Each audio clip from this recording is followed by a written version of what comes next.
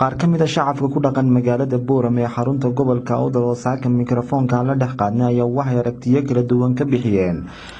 heshiiskii shalay ay wada gaadheen saddexda xisbi qaran ee Soomaaliland ee ku aadanaa qabsoomidda doorashooyinka wakiilada iyo deegaanka. Haddaba shacabkani ku dhaqan magaalada Boorame oo arrintaasi aragtiyo kala duwan ka bixinaya ayaa waxay tilmaameen saddexda xisbiga Soomaaliland iyaga dantoodii ka hadlay gobolka Awdal saamigiisu meel buu saaran yahay saddexda xisbiga ku heshiiyay komishanka Soomaaliland laakiin saamiga kuma heshiin saamiga iyagana maanta laga bilaabana waxaan ma arkay kalsoonidii kala noqonaa xisbiga wadani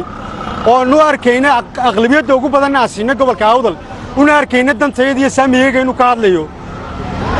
saamiga gobolka Awdalna anaga meel buu noo yaala wax doorashada gobolka Awdal kama dhacayso Muuse Biixi Faysalna iyaga heshiiyay beesha dhaxana iyaga si soo heshiiyay waxaan u sheegaynaa dawladda Soomaaliland waxaan u sheegaynaa adeer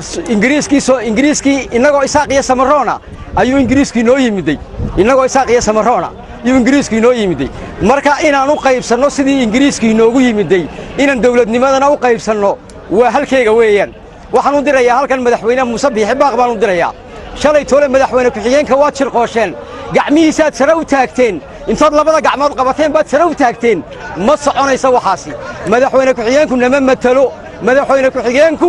waa xisbiga kulmiyuu ka mid yahay madaxweyne ku xigeenku waa shakhsi Samaroon ka mid ah arinta masiirka maxaan ku dhahdaa dawladda maxaan ku dhahdaa saami qaybsi wuxuu yaalaa bulshada Samaroon buu yaalaa bulshada reer Awdal buu yaalaa ma ogolin waxa shalay tole xisbiyadu gaadheen ma ogolin mana ogolaan doono mana soconayso gobolkana wax doorasho ka dhacaysa ma jirto saddexda xisbi inagu waxba kama nihin wax alla waxaan ka nahay ma jirto haddii xaq la qaybinayana inaan xisbi yeelanahay saddexda waxba kuma lihi reer baa iska leh waan daba soconnaa dadku ha isku tanaasulaan oo ha wada hadlaan oo ha la qaybsado xisbiyada tabashadani wax yar maahin waa la dhayarsanayo waa waxoogii baan maqalaa waa sidoodii baan maqalaa sidaasi socon mayso danteenna maahin miiska wada hadalka ha la yimaado reer Awdal tabashadooda haddaad qabiil ku maamulaysiin iyo haddaad dawlad ku maamulaysiin baa loo soo noqdaan leeyahay masiirkayga saddex nin oo ilma adeerhi intay meel soo fadhiisato odhanaysa waan heshiinay waxaa loo baahan yahay inaan miiska wada hadallada la yimaado walaaltinimada iyo tixgeliskana in la wada ilaaliyaa loo baahan yahay waxaan leeyahay dhalinyarta reer Awdal isku duubnaada mustaqbalkiina idinkay maanta in joogtaa cid kale oo joogtaa ma jiro siyaasiyiinimo maqno idinku ka tashada ayhiina gobolka Awdal hadday saa ku sii socoto wax doorasho oo ka qayb galaya ma jirto 1991kii Soomaaliland markii la aasaasay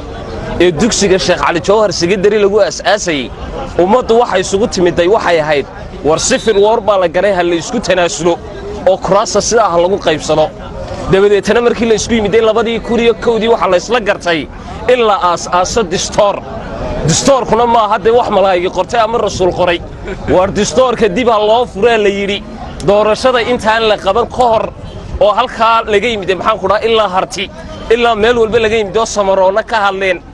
Soomaaliland waligeedba jiq bay ku jiri doontaa haddii la isku tanaasuli waayo dhalinyarta gobolka Awdal ma ogola doorashooyinka soo socda kuraastan la ansixiyay kuraas annaga noo qalanta maaha waa wax lagu noqdo weeyaan marka waxa weeyaan beesha dhexe kuraasna ay wado maxay ahaydeenay la ansixiyay kuraas soconaysa ma marka waa dib loogu noqdo hadii dib loogu noqon waayana wax doorasho dhacaysa ma jirto aanu siinay 5 sano oo dib u dajinaysan 5 sano dib u dajinta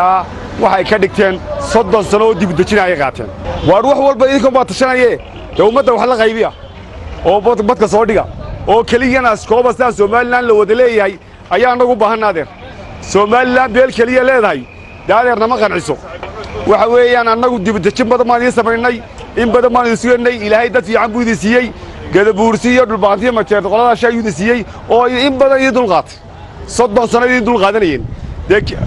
waligood aad leedahay dulqaadan ma yana deere dastuurka fura dastuurku waa muhiim waa in dastuurka la furo oo reer walba wuxuu ku qancay la siiyo waa Jamaal Umar Tubeec telefishinka badda cas 24 TV magaalada Boorama markasta meel kasta iyo waqti kasta badda cas 24 TV kala soco wararkii u dambeeyay ee Soomaalida iyo caalamkaba isla xilliga ay dhacayaan badda cas 24 TV sidoo kale waxaad nagala socon kartaan barahayga bulshada sida Facebook, YouTube iyo sidoo kale Twitter. si aad u noqoto qofka ugu horeeya ee daawada muuqaaladeeda aan soo gelino fadlan subscribe saar gambalaalka riiq barteeda YouTube sidoo kale like iyo follow ku dhufo barteeda aan ku leenahay page-ka badda cas 24 TV waa weelka waxa aad tabayso